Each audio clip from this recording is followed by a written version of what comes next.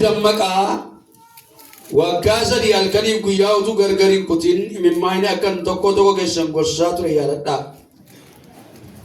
Ammas harka Waaqayyo isa isin jabeessu qulqulloota isaa hundumaa gidduudhaas dhaala isiniif kennuu danda'u dubbii ayyaana isaattis isin nan kennadhaa.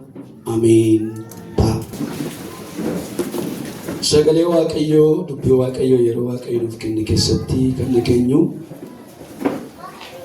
Ergamoota 20 akkas boqonnaa 20 lakkoofsa 31 kaaseen dubbisee kan irratti dubbachuu barbaadu garuu jireenya Waaqayyoof ta'u keessaa jiraachuu kan jedhu irratti dubbadha. Jireenya Waaqayyoof ta'u. Waa'ee jireenya Waaqayyoof ta'u jiraachuu keessatti sagalee Waaqayyoo gargaarsa Waaqayyootiin waan laphee koorra furu Waaqayyo kaa'ee sagalee Waaqayyoo garaagaraa amma yeroo naa kenname keessatti isinitti dubbadha. Nama Waaqayyoo Phaawulostu ergaa guyyaa irraa kenname seenaa baraa isa lammaffaa boqonnaa 31 nama 10tti akkasumallee hojii ergamoota 20 31-35tti hanga Luqaas 8-3tti kan jiru kan kenname isaan keessaa garuu suma gidduu kana fudhadheen sagalee Waaqayyoo amma keessa koo jiru dubbachuu barbaada. Jireenya Waaqayyoof ta'u jiraachuu jechuun maal jechuudha? Jireenyi Waaqayyoof hin taane jira yookaas immoo jireenyi Waaqayyootti hin tolle akkaataan Waaqayyootti hin tolle jira jechuudha karaa biraa jechuudha. Kanaaf dubbiin Waaqayyoo doon ammas ni dubbisee lakkoofsuma 17 kaastanii yoo ilaaltan nama Waaqayyoo Phaawulostu fuula isaa eessatti deeffatee jira? Gara Yerusaalemitti deeffatee jira. Gara Yerusaalemitti fuula isaa deeffatee jira. Yeroo gara Yerusaalemitti fuula isaa deeffatu immoo maal godhee gorsa barbaachisu, akeekkachiisa barbaachisu, waan barbaachisu yommuu inni jaarsolii Efesooniin waamee itti himuu jalqabu sagalee Waaqayyoo keessatti argitu. Yaada ani asii achi ofii kooti kan Waaqayyo keessa kaa'ee sabni Efesoon waldaan Efesoon jireenya Waaqayyoon gammachiisu yookaan jireenya Waaqayyoof ta'u keessa akka isheen jiraattu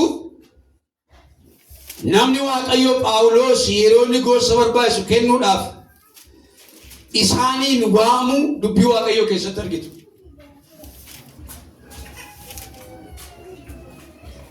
Waggaa meeqa isin bira turedha? Waggaa 3. Kan ammoo halkaniif guyyaanan isin tajaajilaa turedha. Himimmaaniin jedha yerootti yeroo maleetti akkaataa garaagaraan sagalee Waaqayyo isiniin ga'aan ture jedheetu yeroo namni immoo adaraa Waaqayyotti kennee isaan keessaa deemuudhaaf gara Yerusaalemitti deemuudhaaf yommuu inni ga'u jedhu argitu.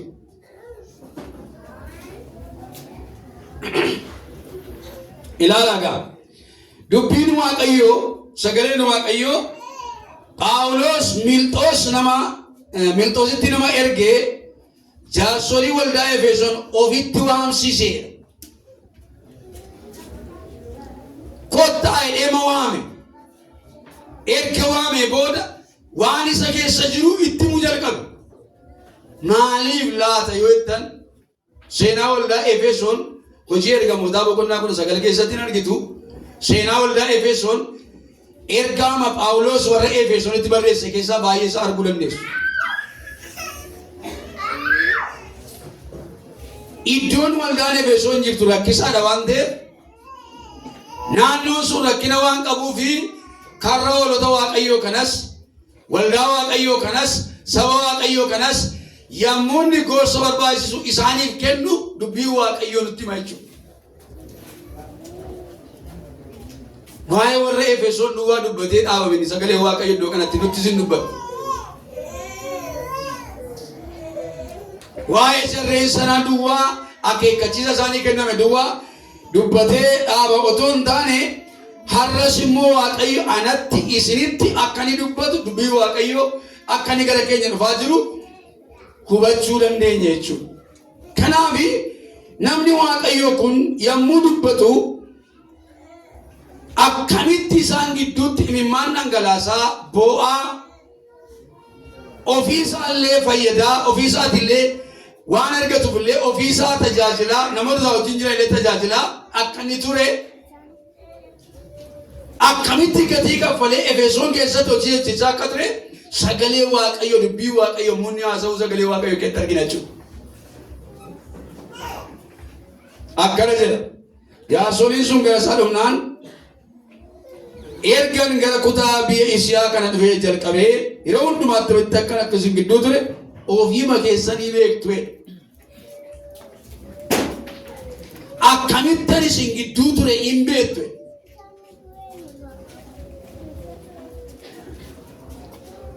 akkamittan kan gidduu keessan deddeebi'aa ture hin beektu amma immoo Yerusaalemiin nan deemaa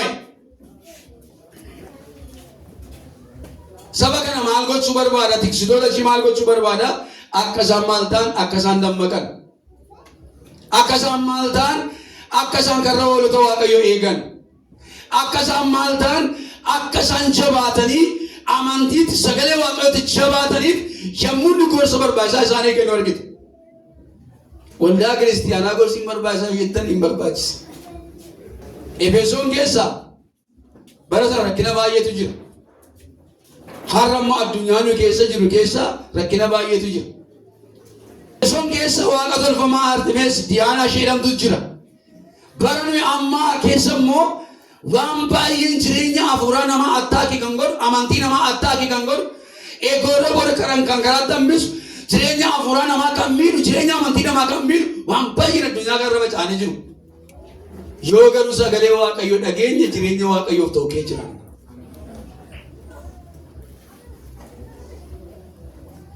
Yoo dubbii waaqayyoo dhageenye yoo sagalee waaqayyoo dhageenye jireenya waaqayyoof ta'u keessa jiraan. Saba waaqayyoo dhaggeeffadhaa. Barri kun baay'ee ulfaataadha. Phaawulos yommuu warra Efesoonitti dubbatu yeroon kun hamaadha jedha. Efesoon boqonnaa 5 lakkoofsa 16 abbaa gammachiisirra amma barichi bara gareedha jedha. Baricha bitaa'edha. Baricha bituu jechuun gararraa godhuu mo'uu olaanuu olaananii argamu jechuudha. Bara nuyi amma keessa jirru kun bara akka bittaa bara dukkanaa bara rakkisaa bara namoota baay'ee qabee gad hin dhiifne waan ta'eef kiristiyaanni maal gochuu qaba namoonni waaqayyo maal gochuu qabu yoo jettan jireenya waaqayyoof ta'u kee jiraachuutu isaanirra jira. Galanni waaqayyoof haa ta'u. Maaliif yeroon kun yeroo rakkisaa akka ta'e barri kun bara rakkisaa akka ta'e iddoo ta'etti barumsa wayii dhaggeeffatan ture. Bara ammaa moo bara duriitu rakkisaadhaa jedhanii gaafatanii jennaan kan ka'ee bara ammaan rakkisaadhaa jedhe kan ka'ee bara durii rakkisaadhaa jedhe. Ani amma akka naladhee danaga'ee jirutti bara ammaan rakkisaadha. Maaliif yoo jireenya keenya hin eeggannu ta'e yoo karaa keenya hin eeggannu ta'e yoo daandii keenya hin eeggannu ta'e yoo ofii keenya hin eeggannu ta'e maal taana kan jedhu annamaafuu galaadhaa isiniifuu galaadha jechuudha. Waan tokkoon fakkeenya isinii fudhadha. Namoonni qurxummii beektanii beektu. Qurxummiin kan inni jiraatu bishaan keessa. Bishaan keessa jiraachuu dhiisee qurxummiin kun yoo bakkeetti ba'ee allaattiin isa nyaatan hedduudha.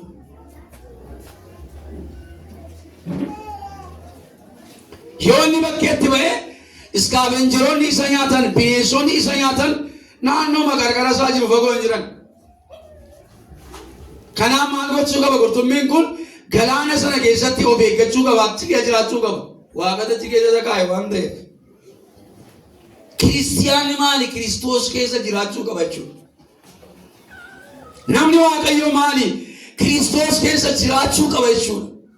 Jiraataan jirtan jechaan jiru. Jiraadhaatti ufaa inni sitti. Mee ameen jira. Mee ameen jira. Jira mee ameen jira. Maaliif? yoo Kiristoos keessa hin jiru ta'e addunyaan ammaa kun nu nyaata. Yeroo itti waldaa keessatti hojjetaa wangeelaa wal ajjeesuudha amma beektu baay'een keessa. Yeroo itti namni walitti namni wal isaa miidhuudha amma. Kanaaf kiristiinummaa keenya keessatti nama waaqayyo ta'uu keessatti maal gochuu qabna ree yoo jenne jireenya keenya Kiristoos keessatti eeggachuun nurra jira jechuudha. Yoo seena, yoo jijjiiramu, yoo tarkaanfannu, yoo si'ala lafa yaadame ga'uu dandeenya.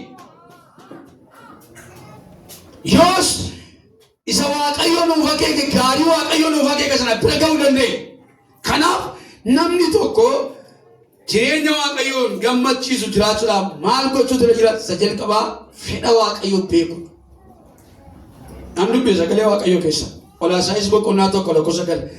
Kanaafis nuyi erga gaafa kana dhageenyeeti waaqayyoon siniif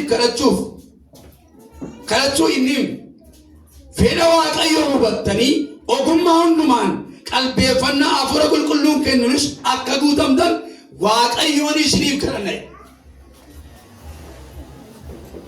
Fedha waaqayyoo adda baafachuu, fedha waaqayyoo beekuu, hin hojjettaa fedha waaqayyoo beeki, hin jiraattaa fedha waaqayyoo beeki, baatee galtaa fedha waaqayyoo beeki, jireenya jiraattu keessatti fedha waaqayyoo beeki. Maayin akka isin fedha waaqayyoo beektan barbaada Phaawulos warra Qolaasaayisii fedha waaqayyoo maal narraa barbaada waaqayyoo. Phaawulos gaafa jijjiirama keedeen waaqayyoon maal godhu isa waaqayyoo maal godhu ani jedheen maal hojjedhu amman maal gochuun narra jira amma waaqayyo kayyuutii mandara kanatti seenii ittiin jedhe Anaaniyaa mootti erga kanaa booda dhaqee harkarra kaa'een kadhate isiisaa hin argee jira macaafa qulqulluun kana booddee wangeela lallabuutti ka'e jedhe. Fedha waaqayyoo beeku. Fedhuma waaqayyoo kana akka beektan ani isinii kadhadha. Akka isin hubattan ani isinii kadhadha. Ilaala fedha waaqayyoo beeknaa jireenya keenya keessatti ba'uu keenya keessatti galuu keenya keessatti hojjechuu keenya keessatti hin jiraan namoonni callumanii deemu namoonni callumanii ba'an namoonni callumanii akka warraan jiraan namoonni fedha waaqayyoo beekna laata. Galanni waaqayyoo haa ta'u. Fedha waaqayyoo yoo beekne warra Kiristoositti jiran warra jireenya waaqayyoof ta'u jiraachaa jiran ta'uu keenya nutti himaa jechuudha jireenya hundi keenya. Kanaaf Phaawulos fedha waaqayyoo beekaa jedhee dubbata. Fedhuma waaqayyoo beekaa jedhe. Namni waaqayyoo gaafa warra Roomaatti dubbatus fedha waaqayyoo akka beekan barsiisa. Haala baraa kana hin ilaalinaa, jireenya baraa kana hin ilaalinaa, garuu fedha waaqayyoo beekaa jedhe. Addunyaa ammaa keessatti karaa gaarii kan fakkaatu hallayyaa kan ta'e waan baay'ee jira. Karaa bareedaa kan fakkaatu karaa du'aa kan ta'e waan baay'ee jira. Jireenya bareedaa kan fakkaatu jireenya badaa kan ta'e waan baay'ee jira. Gaafa laaltan asitti laaltan qaroomina fakkaata du'a garuu waan baay'ee jira. Doofaa fakkaatanii wallaalaa fakkaatanii jireenya waaqayyoo keessa jiraachuun garuu eebba guddaa. Yoo jaallattan ameen jedha. Galanni waaqayyoo haa ta'u. Yoo maaliif namni tokko wallaalaa fakkaate gaaf tokko kan jedhe mucaan tokko yeroo baay'ee dubbadhee beekaa isin ammayyuu addanuma jirtu nuun jedhe waldaa keessatti. Ani wangeela lallabaa mucaan obbolee tokko hin tajaajila isin ammayyuu addanuma jirtu nuun jedhe. Lafani naanna'ee dhufe isinitti himu. Garuu isin ammayyuu addanuma wallaalaa fakkaannee du'aarsaarra irra qaba. Inni gadi lafa fagoo deemee dhufeetu waldaa kee gaafa dhufu amma hojii jirtu nuun jedhe akka doofaatti nu ilaala jechuudha.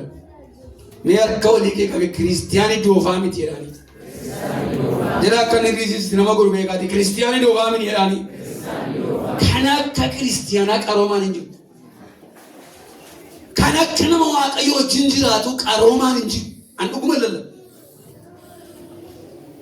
Kan akka nama waaqayyo qaroomaan waajjira kamii keessatti iddoo kamii keessatti hin jiru. Kan akka nama waaqayyo qaroomaan hin jiru sirriin jechuu goota. Maaliif? Gowwaa fakkaadhu waaqayyo wajjin deemu. Wallaalaa fakkaadhu waaqayyo wajjin deemu. yeroo biyyi lafaa kana barbaade irra deemu karaa barbaade irra deemi. Ati baaraadha yoo siin jedhan amma koo namoonni baay'een gaafa kiristiinummaa jalqabdani inni qeesii ta'e inni paasterii ta'e inni sana ta'e inuma dhuguma taateeti. Akka koo kana lugadhanii ol daansiin kadhanne malee lugaati. Dhuguma paasterii wangeelatti amantee mootummaa akka qabaattee maal wal caalame? Mee ameen jira. Jira mee ameen jedhaasi. Wallaana bakka adduutii waaqayyo jinneen. Kanaaf fedha waaqayyo beeka bara keessan keessatti fedha waaqayyo beeka. Gaafa tishet fedha waaqayyooti. Gaafa hojjetu fedha waaqayyooti. Gaafa deemu fedha waaqayyooti. Gaafa jiraatu fedha waaqayyooti. Qilleensuma keessa socho'aa jiru maal fakkaata kun fedha waaqayyooti jennee beekuun barbaachisa. Lammaffaa dammaqu. Lafuma maan dubbisa. Dubbii waaqayyo akkas jedha hojii ergamootaa boqonnaa 20 lakkoofsa 31 dubbisa. Kanaafis dammaqa. Kanaafis maal ta'a? Dammaqa gararraatti waan baay'ee dubbata. Waa'ee hoolota waaqayyoon dubbata. Waa'ee saba waaqayyoon dubbata. Waa'ee warra lo'anii gidduu galanii dubbata. Laakiin yeeyyoota kan ta'an karra hoolotaa keessa kan seenan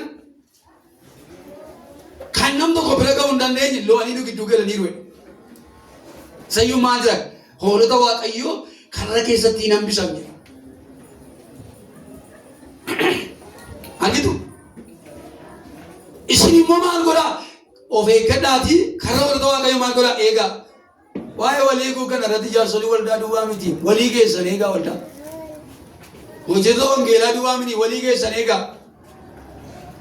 Isin walitti dhiyaattu waan ta'eef walii keessan eegaa. Erga dubbatee booda maal jedhaa? Lammaffaan isaa dammaqaa jedheen. Dammaquu jechuun maal jechuudha? Hirribaa sakaanii namni fuula dhiqatee batbattii dhumiti.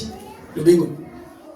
Waa beekaadha, waa hubadhaadha, waa ilaalaadha, waa adda baafadhaadha, waa yaadaadha sagaleen kun. Namni waaqayyoo kun yeroo dubbatu akka jedhe dubbatu. Amma akka jedhe. Kanaafis dammaqaa. Waggaa sadii halkanii guyyaa utuu gargarii hin kutin imimmaan akkan tokko tokko keessan gorsaa ture yaadadhaa. Ammas harka waaqayyo isa isin jabeessu. Harka waaqayyo isa isin jabeessu tani isin kenna. Dammaqu. Jireenya ofii keessatti, kiristinnaa ofii keessatti baay'ee dammaquun baay'ee barbaachisaadha. Of hin dagatinaa barri kun ulfaataa jira. Amma maalan jechaadha sinitti himan ofii koo sinitti himan. Yoo sanii irra rakkoon garaa gadi bu'e yoo dhibee waan siniin jedhe ban qaban. Yoo dhibee qonnaa qonnaa. Sinii galtii dubbi. Yeroo maaliiti? Yeroo dhiiraaf dhiira walitti heerumsiisan, yeroo dhalaaf dhalaa walitti heerumsiisan dhufaa jira. Akkanitti dhufee waldaa galuun beektan, akkatti dhufee biyya galuun beektan. Murteeffattee garuu ati. Dammaqtee garuu ati beektaati garuu nama waaqayyo beektaa. Waaqayyo hubannaa siifa kennu waliin jedhame al tokko. Jedhame sodaadhee lallabaan jiru. Waaqayyo hubannaa siifa kennu jedhame maal jiru. Maaliif kiristiyaanonni namoonni waaqayyo maal ta'uudhaafi jireenya waaqayyoon gammachiisu kee jiraachuudhaaf dammaquutu nurra jira. Abbootiin amantii keenya rakkina baay'ee baatanii wangeela fidanii nuun gahan. Abbootiin amantii keenya mana isaaniitti gaddi galee gadda mana isaanii dhiisaniitu baraa keessa wangeelaaf jooraa turan. Nu gahee wangeelli akka hin banne. Nu gahee dubbii waaqayyo akka hin banne. Nu gahee dubbii waaqayyo karaa biraarra akka hin baane. Maal gochuun nurra jira? Dammaquutu nurra jira. Obboloota koo dammaqaa jedhe Phaawulos. Warra Qolaasaanis dammaqaa jedhe. Warra Efesoonis dammaqaa jedhe. Sagaleen kun jira sagalee waaqayyo keessa. Kanaaf maal gochuu qabna ree? Dammaquutu nurra jira. Hin barattu dammaqaa. Hin hojjettu dammaqaa. Hin jiraattu dammaqaa. Nama addaa ta'uu irra jira jireenya kee keessatti, karaa kee keessatti nama addaa naannoo jirtutti nama addaa ta'uu irra jira.